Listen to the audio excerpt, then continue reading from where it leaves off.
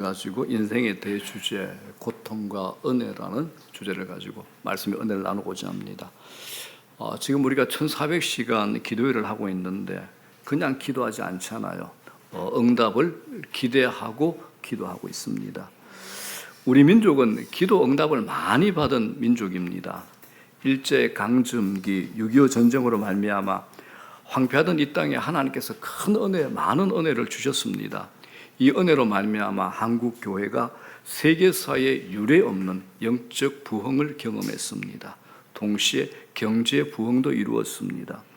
우리 민족은 기도를 많이 하는 민족입니다. 외국에서는 철야 기도 없습니다. 그런데 우리나라에 철야 기도만 있습니까? 새벽 기도도 있습니다. 그죠? 이 다른 나라에서 볼 수 없는 모습입니다. 또 우리나라는 금식 기도원도 많습니다. 외국에 금식 기도원 없습니다. 이렇듯이 한국 교회는 기도를 많이 합니다. 이건 우연이 아니죠. 그래서 하나님께서 우리 민족에게 엄청나게 많이 물 붓듯이 축복을 해 주셨습니다. 젊은이들은 실감이 안 나겠지만은 저만 하더라도 그때와 지금을 비교해 보고 있기 때문에 정말 깊게 실감을 하고 살아가고 있습니다. 정말 하나님께서 우리 기도에 응답하셨습니다. 자, 그렇다면 응답받은 우리의 모습은 어떻습니까?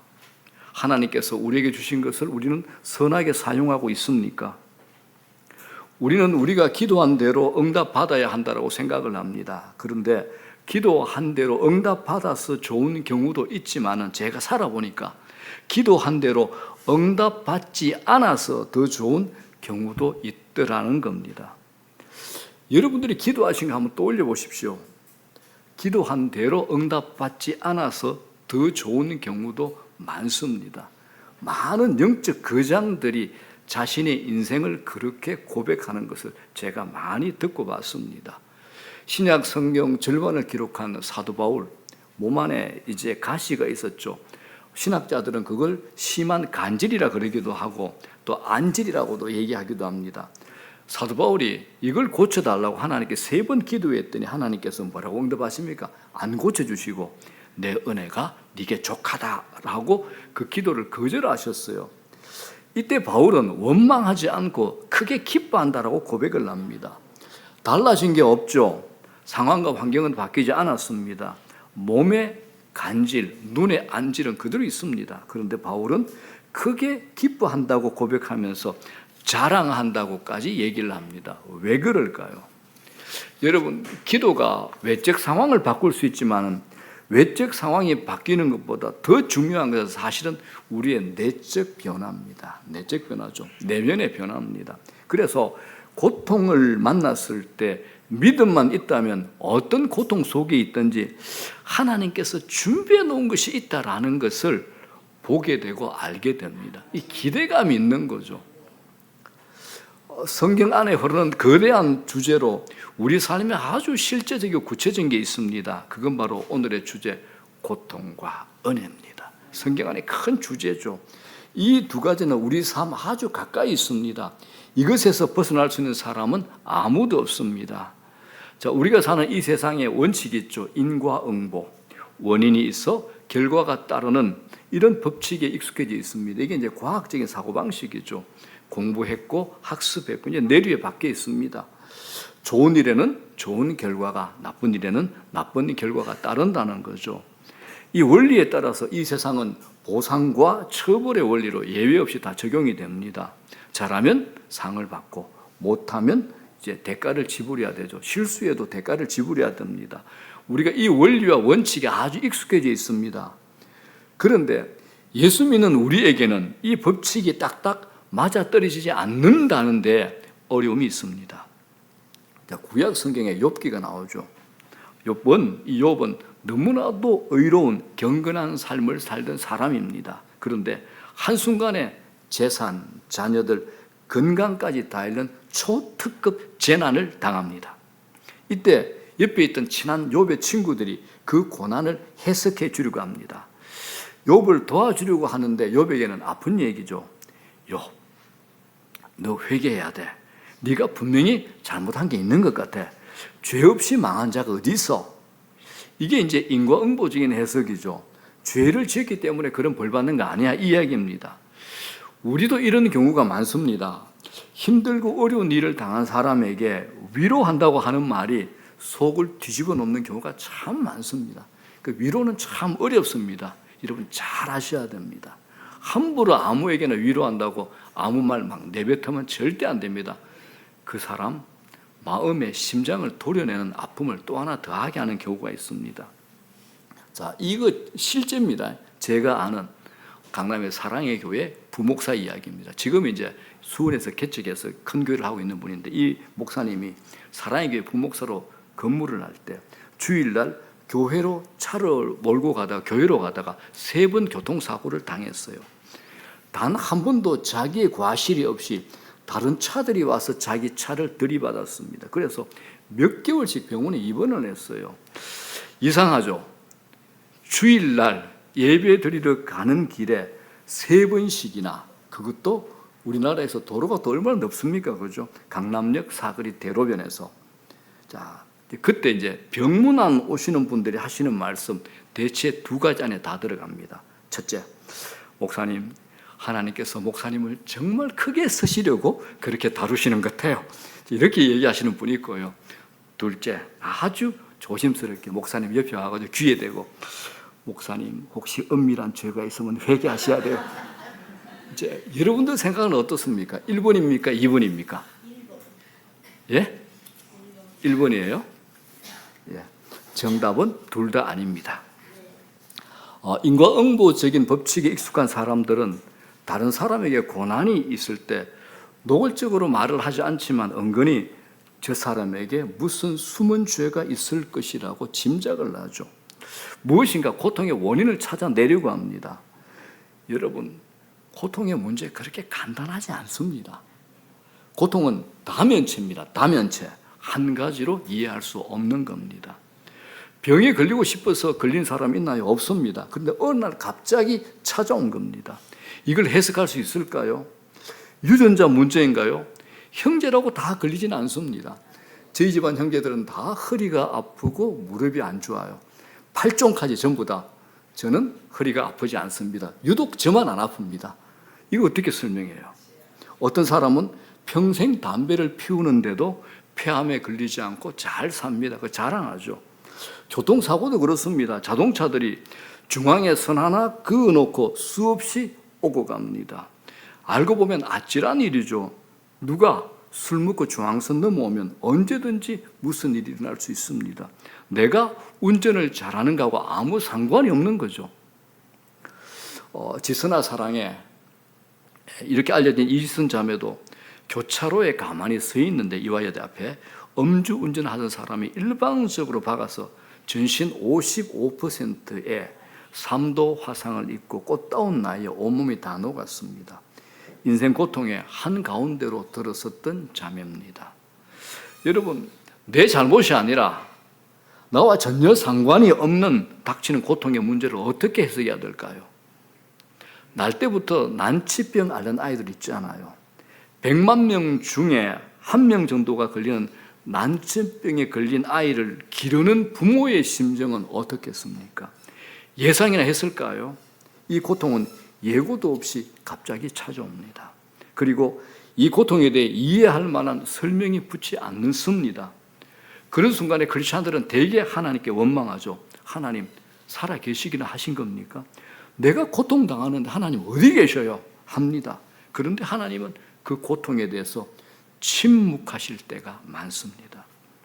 신앙생활 열심히 하고 자식을 위해서 새벽마다 기도하는 부모의 아이는 말썽 피우고 속을 썩이는가 하면, 불신자 가정의 엄마는 날마다 놀러 다니고 친구 만나서 맛있는 음식 맛집 투어를 하는데 자기 새끼가 고3인지 고2인지도 몰라, 신경도 안 썼는데 서울대학에 들어가는 거야. 이건 설명이 안 됩니다. 설명이 안 되는 영역이에요. 여러분, 인류가 죄로 인해서 에덴 동산에서 추방된 이후에 인간에게 고통은 피할 수 없는 문제입니다. 고통은 누구에게나 어디에게나 있습니다. 죄악된 세상, 고통은 불가피합니다. 고통의 문제는 하나가 지나가면 또 하나의 문제가 파도처럼 나를 덮칩니다. 자, 중요한 것이 있습니다. 우리가 이 고통의 문제를 어떻게 다룰 것인가 하는 게 중요하죠. 고통 자체보다 고통에 대한 바른 이해와 믿음의 태도입니다. 고통을 바로 다루지 못하면 인생이 침몰하죠. 삶이 주저앉습니다. 그래서 오늘 우리는 예기치 않게 찾아오는 이 고통이 저주인지 아니면 또 다른 의미를 부여하며 내 인생에 다가오는 디딤돌 아니면 축복인지 질문을 던져보셔야 됩니다. 자, 사랑하는 여러분, 제가 결론 먼저 힌트를 드리겠습니다. 예수 믿는 우리에게 고통은 피할 수 없습니다. 그러나 고통이 더 이상 저주나 불행으로 끝나지 않는 길이 우리에게 주어진 겁니다. 그게 뭐냐? 바로 복음, 하나님의 은혜입니다. 하나님은 고통에 대한 이유를 설명하지 않을 때가 많으시지만 설명하지 않는 대신에 우리에게 은혜를 허락하셨습니다. 은혜입니다. 세상은 알 수 없는 고통으로 둘러싸여 있지만 놀라운 것은 그 고통보다 더 큰 하나님의 은혜가 우리를 둘러싸고 있다는 사실입니다. 오늘 성경에서 바울이 우리에게 말하고 싶은 것이 바로 이겁니다. 바울이 이 은혜를 이렇게 표현합니다. 청량할 수 없는 그리스도의 풍성함이라고 이렇게 표현합니다. 청량할 수 없는 그리스도의 풍성함. 자, 8절 다 같이 읽겠습니다. 시작. 모든 성도 중에 지극히 작은 자보다 더 작은 나에게 이 은혜를 주신 것은 청량할 수 없는 그리스도의 풍성함을 이방인에게 전하게 하시고. 사도 바울이 그랬습니다. 자신이 예수님을 전하는 사도가 된 이유를 전혀 알 수 없었습니다. 예수와는 상관없이 살았던 자신이 어떻게 해서 사도가 되었고 이 복음을 깨닫고 전하게 됐는지 설명이 안 되는 겁니다. 그래서 그걸 전적인 하나님의 은혜라고 말하는 겁니다. 원인이 있고 결과가 있는 세상, 무엇을 해야만 얻을 수 있는 세상을 살아온 사람들에게 이 은혜의 원리는 이해할 수 없고 받아들이기 힘든 겁니다. 우리가 예수 믿고 은혜로 구원을 얻었다고 하지만 이 은혜를 깜빡깜빡 잊을 때가 있죠. 예수를 오래 믿다 보면 이런 생각이 듭니다. 그래도 내가 구원받을 만하니까 하나님이 택해 주셨을 거야. 자신에게 주어진 구원을 당연하게 여기게 되죠. 그리고 자기가 미워하고 자기가 싫어하는 사람이 예수 믿으면 아휴, 저런 인간이 교회 가면 어떻게 되냐. 나 정도는 돼야 예수 믿지 합니다. 이제 구원 얻을 만한 자격과 근거를 자신에게 찾게 되는 거죠. 자, 본문에서 바울은 하나님의 은혜를 그저 인사치레로 형식적으로 말 끝에 붙여서 표현한 게 아닙니다. 그의 골수에 사무치는 단어가 바울에게는 은혜입니다. 자, 에베소서 2장입니다. 8절 9절 이 말씀은 여러분 암송하셔야 돼요. 시작. 너희는 그 은혜에 의하여 믿음으로 말미암아 구원을 받았으니 이것은 너희에게서 난 것이 아니요 하나님의 선물이라. 행위에서 난 것이 아니니 이는 누구든지 자랑하지 못하게 함이라. 자, 그 은혜에 의하여 믿음으로 말미암아 하나님께서 나를 예수 믿게 하신 은혜가 먼저입니까? 아니면 내가 믿게 된 믿음이 먼저입니까? 은혜가 먼저죠. 은혜가 먼저입니다. 내가 믿은 것조차도 하나님의 은혜라는 겁니다. 그래서 뭐라 그럽니까? 9절에 네 행위에서 난 거 아니야. 그래서 너 자랑하지 마라는 겁니다. 내가 했다. 내 은혜가 너에게까지 닿았다. 이 이야기입니다. 그러므로 내가 예수 믿게 된 거 구원 받았다는 거 이건 미스테리입니다. 이거 신비죠. 은혜는 설명할 수가 없습니다. 이건 설명이 되어지지 않는 겁니다. 그래서 여러분 우리가 예기치 않는 고통으로 인생의 밑바닥을 기고 있다 할지라도 하나님의 은혜가 내게 임한다면 우리는 고통 속에서 얼마든지 다시 일어설 수 있습니다. 설명이 안 되는 고통으로 절망할 수 있지만 설명이 안 되는 은혜가 덮어지면 놀라운 회복, 재생산, 확장의 역사가 일어나게 되는 겁니다. 그래서 저는 고통을 당하는 분들 보면 그분을 위해서 늘 이렇게 기도합니다. 하나님, 저분이 당하는 지금의 문제와 고난보다 더 큰 은혜를 주십시오. 문제와 고난보다 더 큰 은혜를 주십시오라고 기도합니다. 여러분 꼭 기억하십시오. 인생은 고통의 크기와 문제가 아니라 은혜의 크기에 의해서 우리 인생이 결정됩니다. 은혜의 크기입니다. 은혜입니다. 자, 그럼 여기서 한 가지 답이 나오죠. 은혜 없이 고통만 당하면 바짝 마르죠. 사람이 견딜 수 없게 됩니다.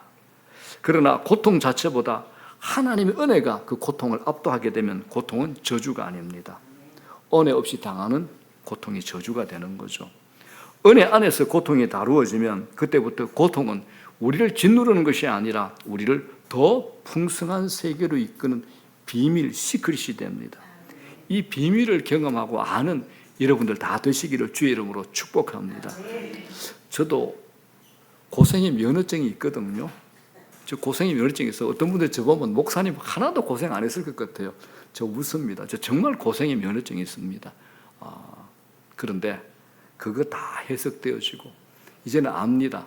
하나님께서 어떤 고통을 줄 때마다 저는 기대감이 생깁니다. 요거 뒤에 숨겨진 하나님의 축복이 있다.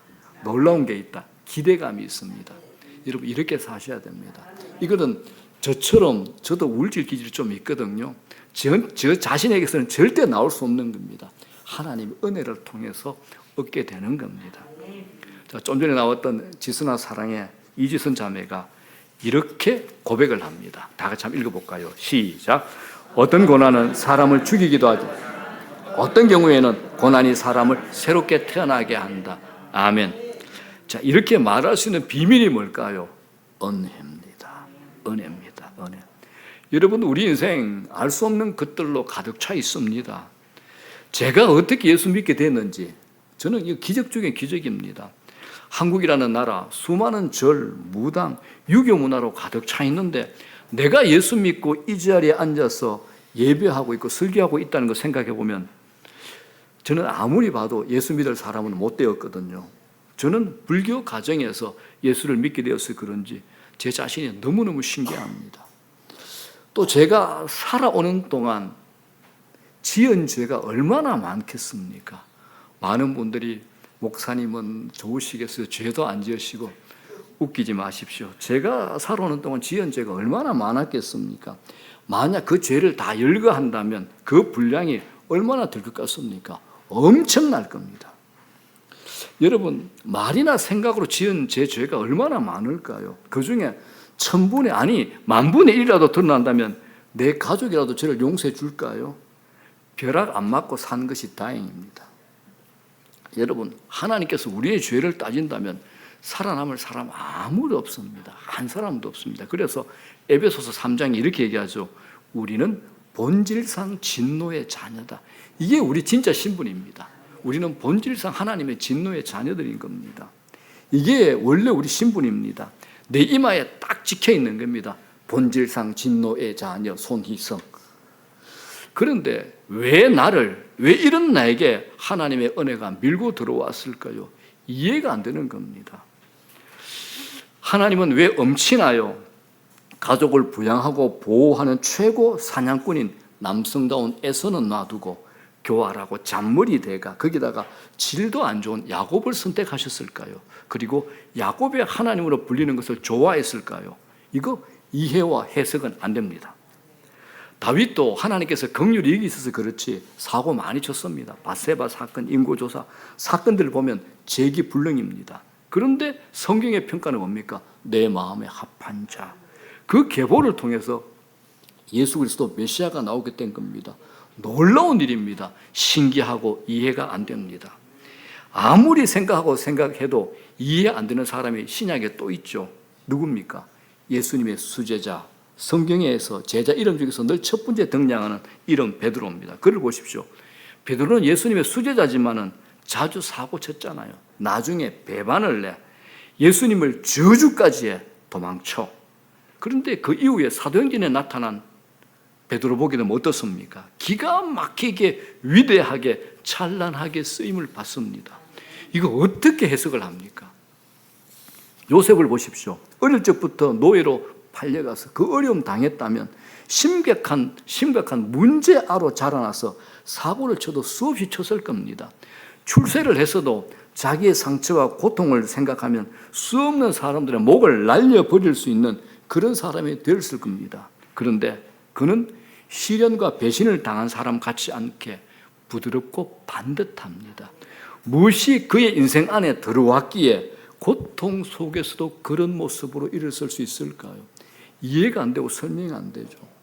여러분, 성경 안에 대부분의 믿음의 사람들은 성경이 우리에게 설명하고 있는 그 환경, 정황을 보면 절대로 설명이 안 되고 이해가 안 됩니다. 그런데 다 회복됐습니다. 다 일어섰습니다. 다 쓰임받았습니다. 믿음의 영광에 반열에 있는 사람이 된 겁니다. 이거 어떻게 해석합니까? 답은 하나죠. 하나님 은혜입니다. 하나님 은혜입니다. 하나님은 우리의 고통을 아십니다. 그런데 어떤 때는 고통을 그대로 두셔요. 그리고 내가 너의 고통을 알고 있다라고 말씀하십니다. 야속하죠. 성질납니다. 그러나 하나님께서 내가 알고 있다고 하신 것은 그 고통이 하나님 안에서 다루어지고 있다는 겁니다. 하나님 안에서 다루어지고 있다는 겁니다. 이 고통 안에 하나님의 비밀이 있는 겁니다. 하나님은 십자가에 매달려 고통 가운데 부르짖는 당신의 아들 예수 그리스도를 외면하셨죠. 아들은 외면당하고 홀로 십자가에 매달려서 처참하게 죽었습니다. 그 순간에는 버림받은 것이죠. 그 고통은 해석이 안 되는 겁니다. 그러나 아버지의 침묵은 그 고통 안에 감춰진 또 다른 놀라운 축복과 은혜가 들어있기 때문이라는 겁니다. 더 큰 축복을 위한 일시적인 외면이었습니다. 여러분, 이런 십자가의 고통도 우리가 온전히 다 알 길 없는 신비로운 사건입니다. 자기 아들을 매달고 외면하셔야 하는 하나님 아버지의 고통을 누가 헤아릴 수 있을까요? 우리는 죽었다 깨어나도 그 아버지의 고통을 깨달을 수 없을 겁니다. 그런데 그 고통 속에서 구원의 빛이 새어나와 우리를 덮었습니다.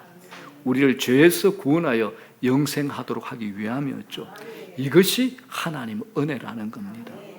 그러므로 여러분, 하나님 안에서는 우리의 고통도 신비입니다. 은혜도 신비입니다. 여기서 분명한 것, 내가 예수를 믿고 있다면 하나님의 은혜가 이미 우리에게 임했다라는 겁니다. 받을 자격이 있어서 내가 은혜를 받은 것이 아니라 하나님께서 일방적으로 주신 겁니다. 왜 나를 택해 주셨는지 알 수 없습니다. 내가 한 것은 죄밖에 없는데요. 세상은 험하고 한치 앞도 알 수 없고 고통은 여전히 우리 곁에 있지만 분명한 것, 그것보다 훨씬 더 큰 하나님의 은혜가 나와 함께 하고 있다는 사실을 믿고 살아가는 겁니다.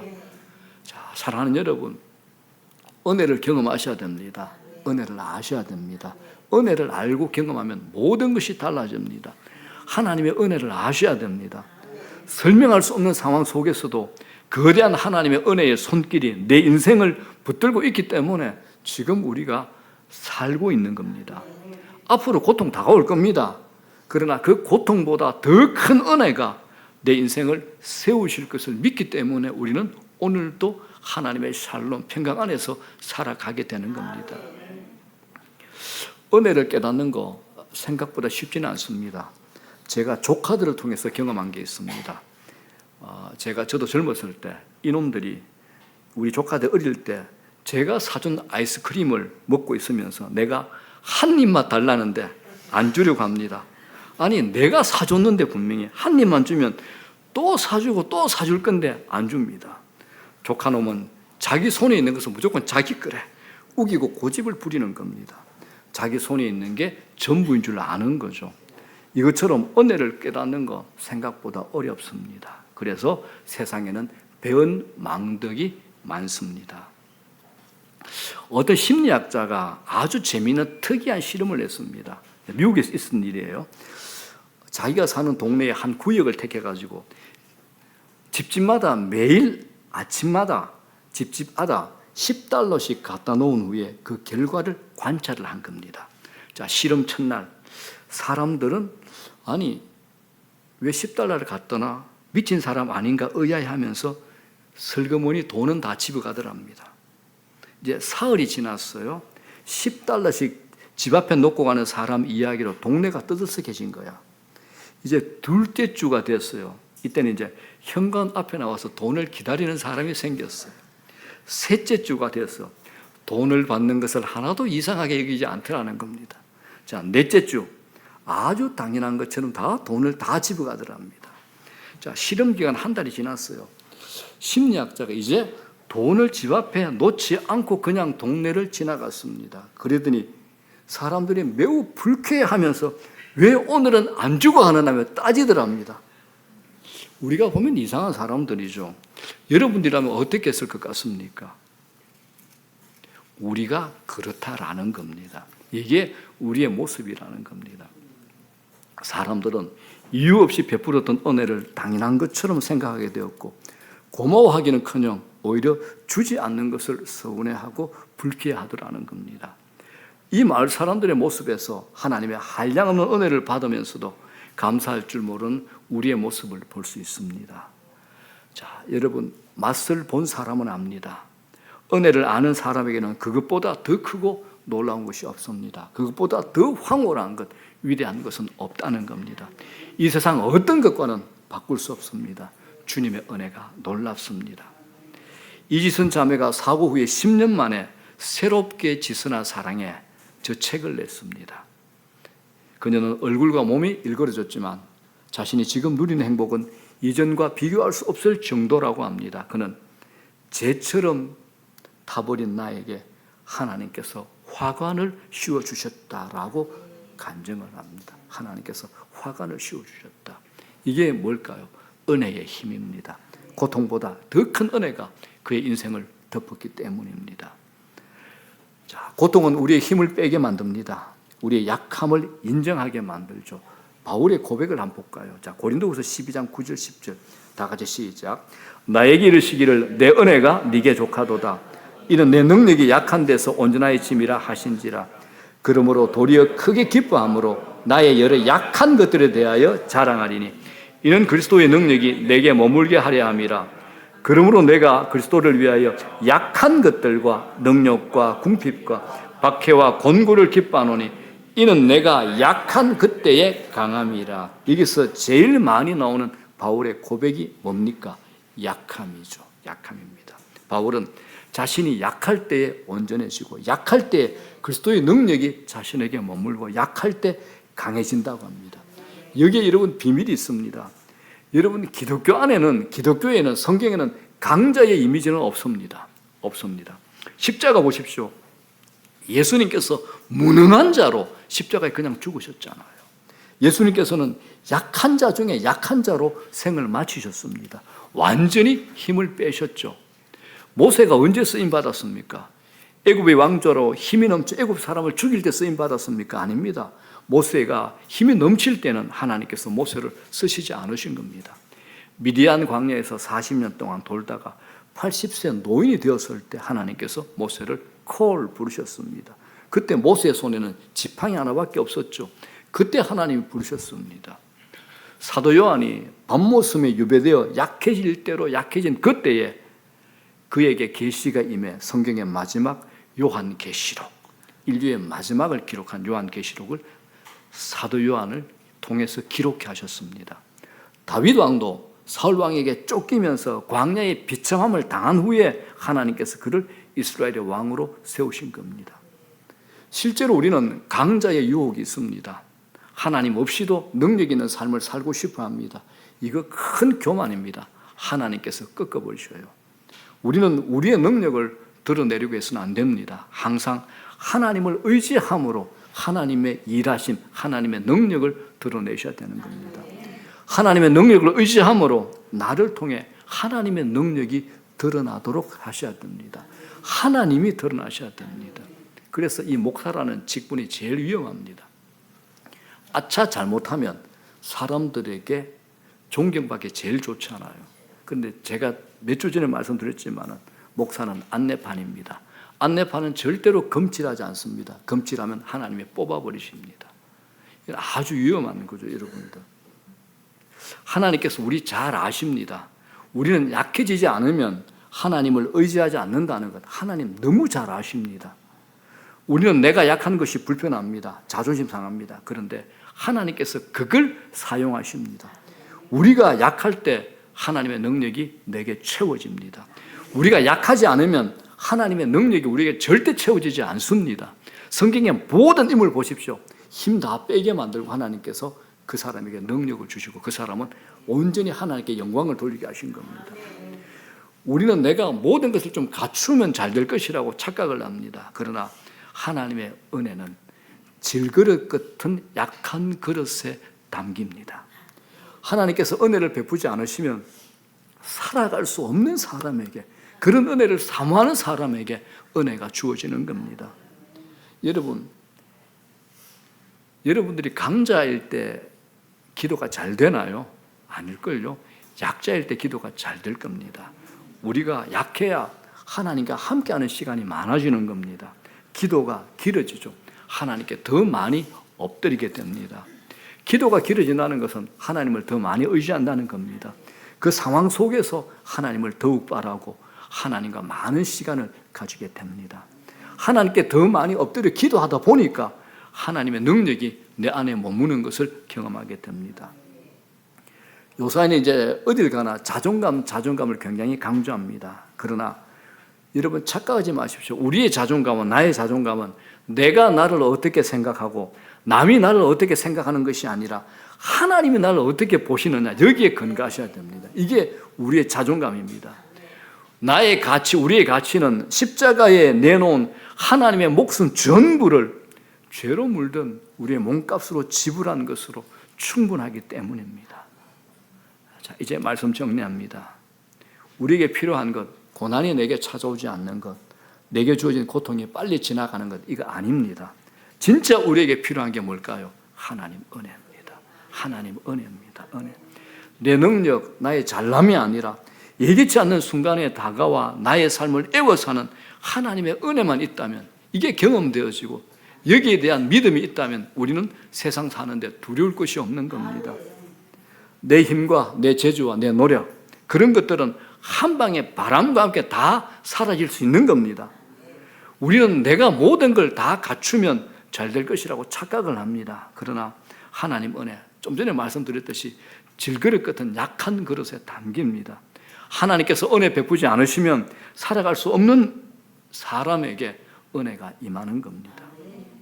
우리는 여전히 고통이 난무하는 세상에 살아가고 있습니다.